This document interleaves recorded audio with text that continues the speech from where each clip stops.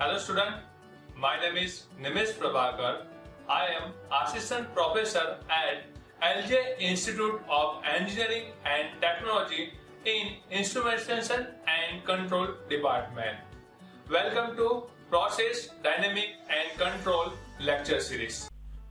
In my previous lecture, I discussed about the boiler optimization. In that lecture, we discussed about the different optimization technique of the boiler.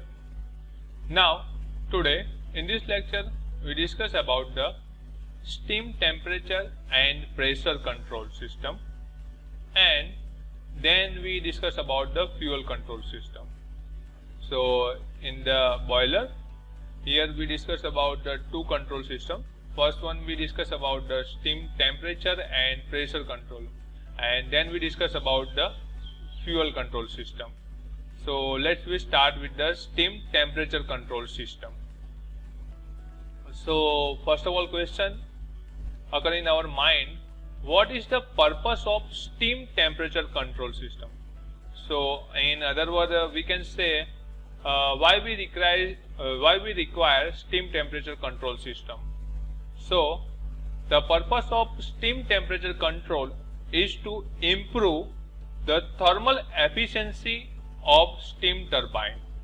That means the steam temperature control system, it helps to improve the efficiency of steam turbine. That means we know the boiler output, that means the boiler output is nothing but the steam, and this steam goes to the turbine, and it helps to rotate the turbine.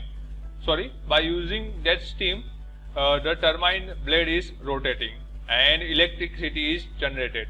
So the main purpose of steam temperature control system is to improve the efficiency of the steam turbine.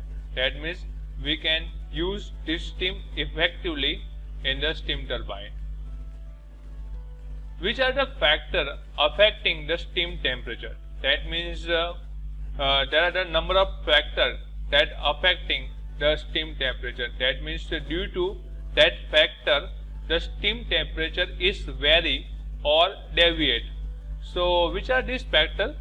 Now we discuss about. So first one factor is superheater area. Now second one is the flue gas flow pattern across the superheater. Third one is flue gas mass flow.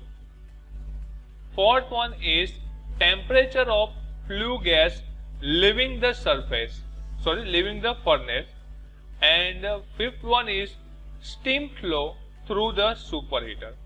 Now here also one question in mind: what is superheater? So superheater is one device. This is nothing but one type of heat exchanger. So here the outlet steam of the boiler is we apply to the first superheater, then we apply to the turbine. That means here in the superheater, first we increase the temperature of the steam, and then after we apply to the that steam to the steam turbine. So superheater is used to increase the temperature or increase the pressure of the steam. So this is the superheated area is also affect the steam temperature. Now also the flue gas flow pattern, that means we apply the flue gas to increase the temperature in the superheater. So there are number of pattern.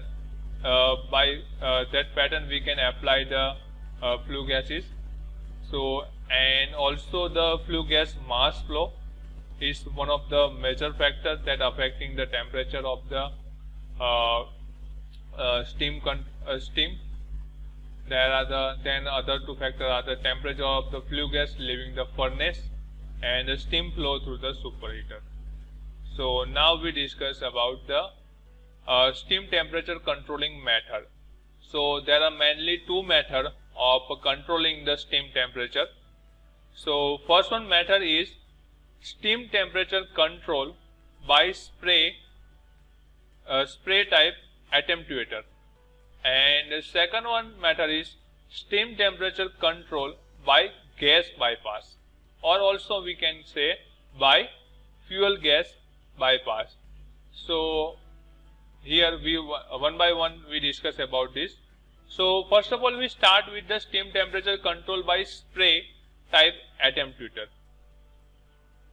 So steam temperature control by spray type attenuator. So this is a simple block diagram to understand this matter. The simple matter for controlling the steam temperature is by measuring the steam temperature at the point it exits the boiler and changing the spray water valve position to the correct deviation from the steam temperature set point. That means here this is the boiler and this is the steam outlet, and this is the first stage of the superheater. So here we can control the temperature of this steam by using de-superheater. That means here we reduce the steam temperature. So that means by reduce the steam temperature we spray the water. That means we apply the water in the boiler drum, then some part of the boiler we also apply to the de-superheater. That means in this area this is nothing but one type of heat exchanger. So here the increased temperature steam is flow from this de-superheater, and to reduce the temperature we apply the surrounding water. So by spraying the water, the heat exchange between the steam and water is applied, and we can decrease the temperature of that steam. So by using this method we can also control the steam temperature. So here we measure, this is the steam temperature measurement device, main steam temperature. So here the steam temperature is measured by this device and is sent to the controller, and according to this temperature vary, we open or close this spray valve. So that means here the suddenly temperature is increased, so we have to reduce the temperature of this steam. So at that time this controller is open the valve, and around this steam is flow the water. So due to that the temperature is reduced. So by using this method we can control the temperature of the steam. Here the set point. So that means this is a particular our desired value in the controller, and that value is compared with this temperature measurement sensor value, and according to that signal it open and close the steam spray water valve. So by using this method we can control the temperature of the steam. Now second one method is steam temperature control by gas bypass. So here the simple diagram of the steam temperature control by gas bypass method. In this method flue gas path is bypassed by the help of damper. By using damper we can bypass the flue gases, and so that some portion of the flue gas does not flow through the superheater. So to understand this I have draw this figure. Here this is a fire tube boiler. So in the tube the flue gases is flow, and surrounding this tube we know the water is flow, and this flue gases is give heat to this water, and due to that the steam is generated, and now this generated steam is go to the superheater. This is the area is the superheater. Now here to increase the further temperature of this steam we apply this flue gases to the this superheater. That means in this superheater to increase the temperature we apply the hot gases to the here. But to control this temperature, we use one damper. This is a line, is indicate the nothing but the damper. So normal position, that this is a normal position number 1. So here the damper is the open. So at that time, this flue gases flow to the superheater. That means it increases the temperature of the steam. But if we require the low temperature, or in also words, we have to control the temperature. That means the steam temperature is increased further. So we have to decrease the temperature. So at that time, we change this damper position. That means here this is a position 1, then this is a position 2. So at that time, the flue gases not flow in the superheater. We stop here and flue gases pass through this way. So by using this method, we can control the temperature of this outlet steam. Here, when the damper is at the position 2, at that time the hot gases is not goes to the superheater. So this gases is passed by this passage. So due to that, we can control the temperature of the outlet steam. So these are the two methods of the controlling the temperature of the steam. Now second one method is just this is the steam pressure control. Now here we discuss about the controlling of the pressure. We can control the steam pressure by controlling firing rate, air flue ratio, water inlet flow, and drum level. That means drum level, water level inside this drum. So by changing this value, we can control the steam pressure. That means by changing the firing rate, that means we know that by changing the firing rate, we can control the combustion, and according to that, we can control the temperature pressure of the steam. Now we can also control by changing the air fuel ratio, water level, water inlet flow, and drum level. So the firing rate of the industrial boiler is most often manipulated to control a constant header pressure. That means by using or by manipulating the firing rate, we can control the steam pressure. The primary controller that accomplishes this, whose output is firing rate, is usually termed the boiler master. In an industrial application, multiple boilers may connect to one steam header, from which multiple turbine generator may be supplied, as well as plant heating load through the extension turbine or the pressure reducing valve. So here, to control the pressure, we use the pressure reducing valve. So by using pressure reducing valve, we can also control the pressure. Now here we understand how we can control the pressure. So this is a simple boiler drum, and this is water, and here the steam is generated, and this steam is go at the outside. So this is a steam governor. So steam governor is nothing but the one valve or the one system is used to control the steam flow or the steam pressure. So here the turbine, and this is the controller. So according to the variation in the steam pressure in the turbine, this controller is operate this steam governor valve. That means it operate this controller valve.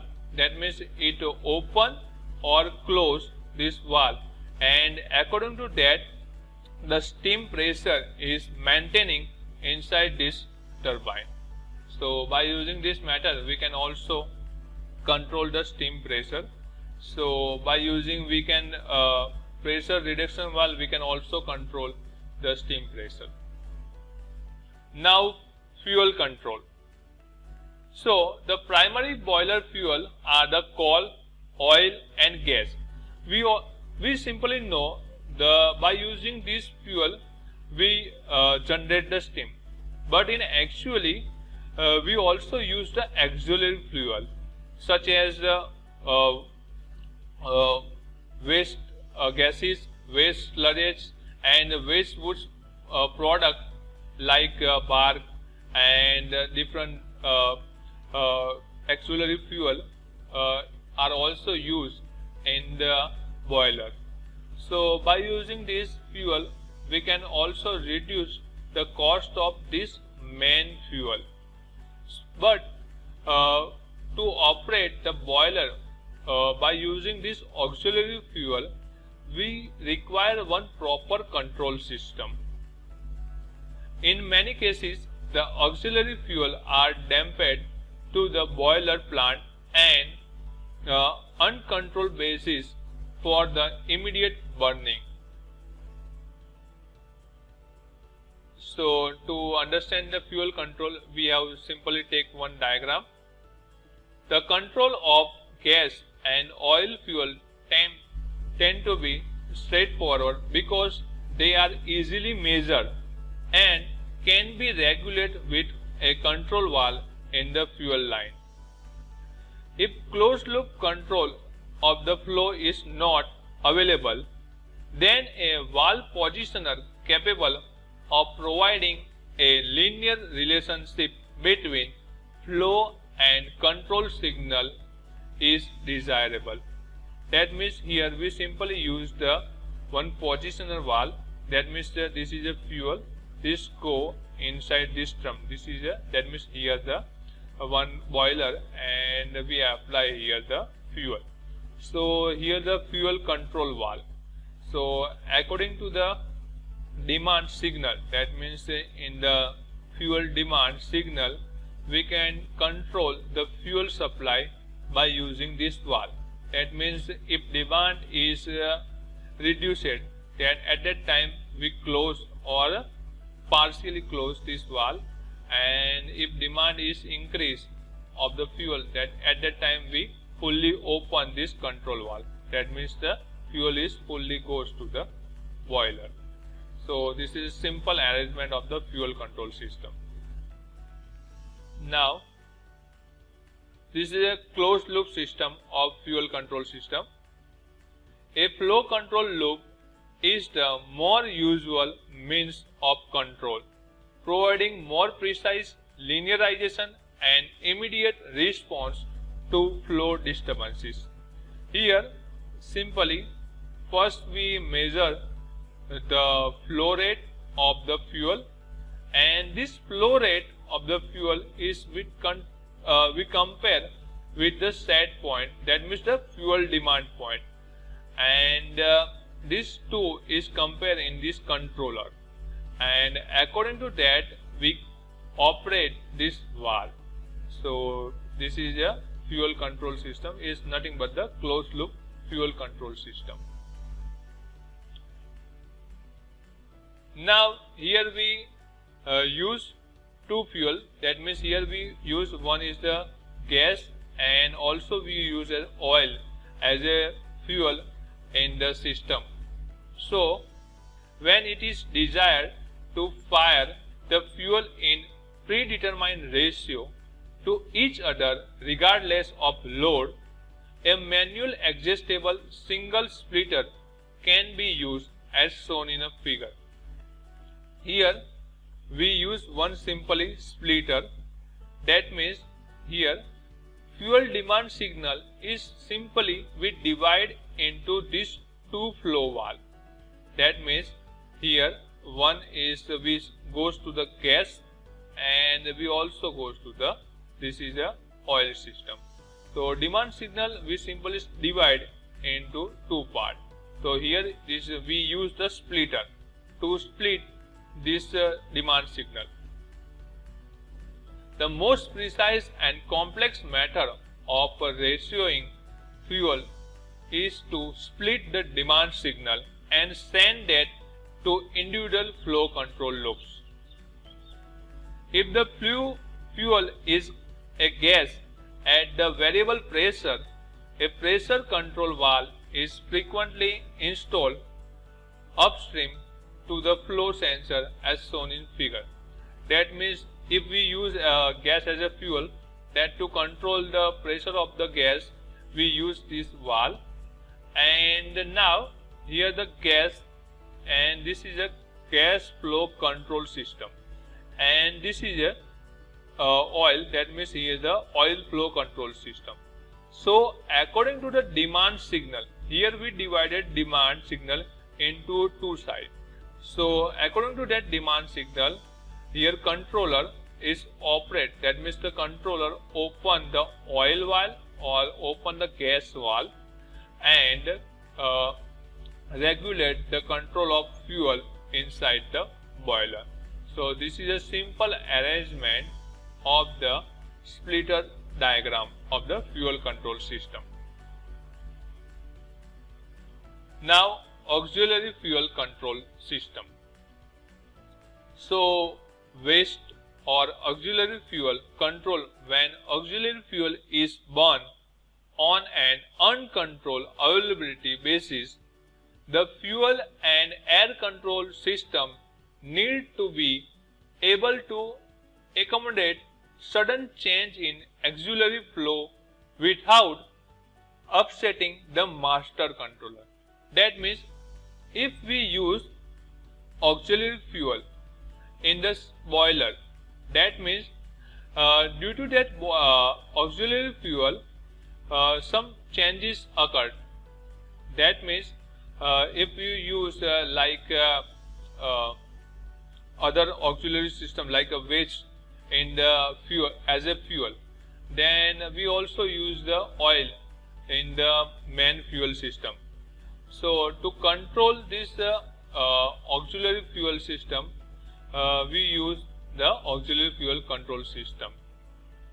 The master controller should be designed and used to respond to total load demand only and not to correct for the fuel offset. In the basic system without auxiliary fuel, the signal is relayed directly to the control valve. Now, by using this diagram, we understand the auxiliary fuel system. See here, this is our primary fuel system. That means we use coal, oil or the gas as a primary fuel. Now this is an auxiliary fuel system. That means here we use different wastage as a fuel in the boiler. Now if suddenly change in the auxiliary fuel system, that means if flow rate is increased or flow rate of the auxiliary fuel is decreased, then by using this controller we can control the primary fuel system. That means we existing our primary fuel system. So this is a auxiliary fuel control system. So here this is simply we measure the flow rate, and this is also flow rate of the primary fuel, and this is this both flow rate is goes to this main controller. And according to the variation of the auxiliary fuel, this controller control the primary fuel. That means it operate this flow valve. That means due to variation in the auxiliary fuel, something change is happen in the boiler. So at that time this flow controller control the inside system of the boiler by changing the primary fuel. So this controller is used to control the primary fuel. So addition to auxiliary fuel, shift the primary fuel control valve opening to prevent fuel variation from the affecting overall boiler performance.